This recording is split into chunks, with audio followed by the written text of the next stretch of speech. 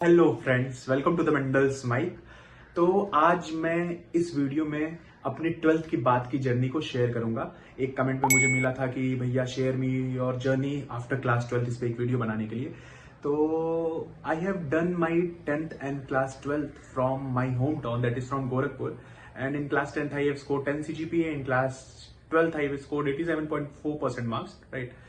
उसके बाद से मैंने नीट के लिए ड्रॉप लगाया और unfortunately I haven't secured that MBBS seat. तो उस समय मेरे पास दो ऑप्शन थे। पहला ऑप्शन ये था कि या तो मैं MBBS के लिए वापस से ड्रॉप लगा लूं, दूसरा ऑप्शन मेरे पास ये था कि मैं वापस BAMS का कोर्स, दैट इज आयुर्वेदा का कोर्स मैं परस्यू करूं, क्योंकि मेरे पेरेंट्स वही चाहते थे। लेकिन उस समय एक नया नया एग्जाम निकला था, दैट इज CUET UG। तो अब मेरे तो मार्क्स इतने थे नहीं 12th में कि मैं जाकर DU में एडमिशन लूं। अगर मिलता भी मुझे तो कौन सा वो ऑफ कैंपस में कोई कॉलेज मिलता। तो लेकिन जब ये कॉमन यूनिवर्सिटी एंट्रेंस टेस्ट आया तो शायद मेरे लिए एक फेयर अपॉर्चुनिटी थी कि वापस से मैं एक उसमें बैठ के compete कर सकूं।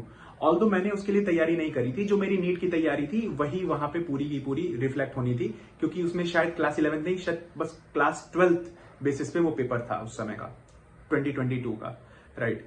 तो मैंने उसमें अपीयर किया और आई हैव स्कोर्ड कुछ 100 percentile marks in biology, 99.9 percentile in chemistry and 97 percentile in physics. तो वहां से मुझे हिंदू कॉलेज अलॉट हुआ। जब हिंदू कॉलेज अलॉट हुआ तो that is one of my मतलब ड्रीम कॉलेज, जिसमें मैं अपेक्षा भी नहीं कर सकता था कि मैं कभी जाऊंगा। शायद पूरा ये 360 डिग्री का टर्न मेरे जीवन में आ चुका था। तो जब मैं वहां गया तो बहुत अलग अलग तरीके के लोगों से मिला, बहुत कॉन्फ्रेंसेज अटेंड करी, IAS IPS और बहुत सारे मिनिस्टर्स। तो शायद मुझे जीवन को देखने का एक नया नजरिया दिया है हिंदू कॉलेज ने। वहां से मैंने फिर से, जब मैं 3rd ईयर में था तो मेरे पास ऑप्शन था कि मैं 4th ईयर परस्यू करूं, लेकिन मैंने 3rd ईयर में रह करके भी जैम दिया था। ऑल्दो मेरा मन था कि वहां से 4th ईयर परस्यू करना, और मुझे NIT राउरकेला मिल गया था। तो मैं हिंदू कॉलेज छोड़ करके NIT राउरकेला आ गया था, क्योंकि मैं बहुत ज्यादा वहां के इलेक्शंस में इन्वॉल्व हो गया था। तो मुझे चाहिए था कि शायद मुझे अब थोड़ा सा सीरियस हो जाना चाहिए जीवन के प्रति।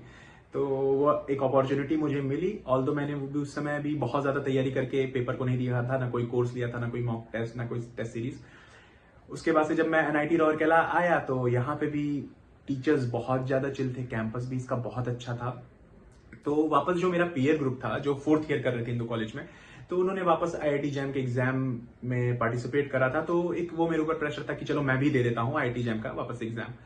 तो मैं वापस से रीअपियर किया IIT जैम के एग्जामिनेशन में। ऑल्दो मेरा मन बिल्कुल भी नहीं था वहां पे रीअपियर करने का, क्योंकि जो मेरा सेंटर था वो भुवनेश्वर भेज दिया था। राउरकेला से मुझे भुवनेश्वर ट्रेवल करना, तो कुछ 8 से 10 घंटे का वो रास्ता है।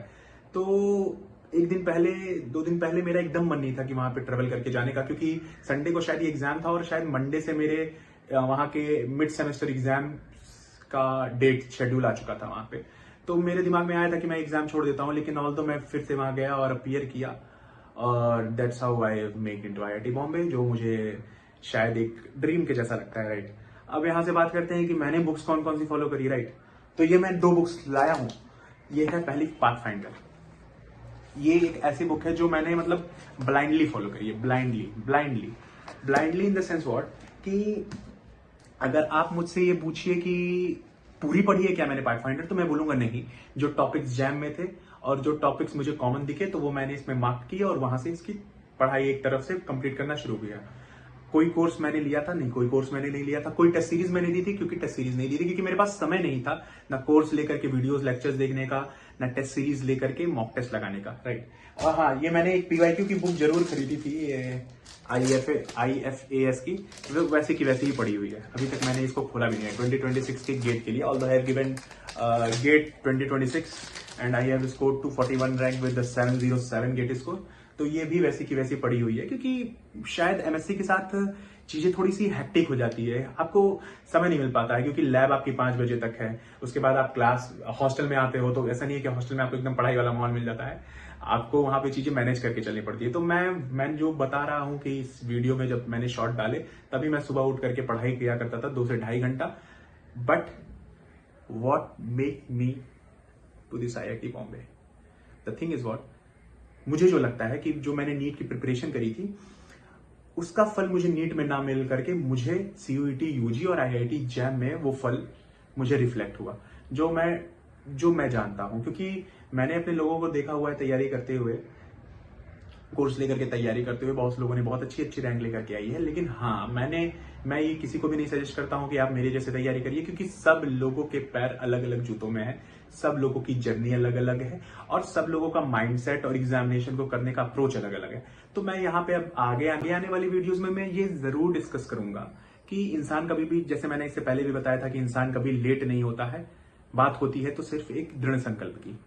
तो हम यहाँ पे इस वीडियो में ये डिस्कस करना चाहेंगे कि आखिर हम ऐसा क्या करें कि जो हम इनपुट अप्लाई कर रहे हैं, फॉर एग्जाम्पल जो कार्नोट इंजन हम लोग पढ़ते हैं, तो जो इनपुट मैं अप्लाई कर रहा हूं उसका 100% नहीं, 99.9% का आउटपुट मुझे प्राप्त हो। वो कौन से डायरेक्शन में मुझे अप्रोच करना चाहिए, कौन से टॉपिक मुझे पहले कवर करने चाहिए, कौन सा किसका वेटेज सबसे ज्यादा है, कौन से टॉपिक्स का किसके आने की प्रोबेबिलिटी सबसे ज्यादा होती है, अलग अलग ईयर में वेटेज क्या रहा है, मैथमेटिक्स का क्या वेटेज रहा है, कौन सी आईआईटी ने मैथ्स को ज्यादा प्रेफरेंस दी है, कौन सी आईआईटी ने बायो ज्यादा पूछी, शायद वो चीजें बदल जाएं। क्या मैथ्स भी जरूरी है एग्जामिनेशन पॉइंट ऑफ व्यू से, कि बिना मैथ्स के भी सिलेक्शन हो सकता है।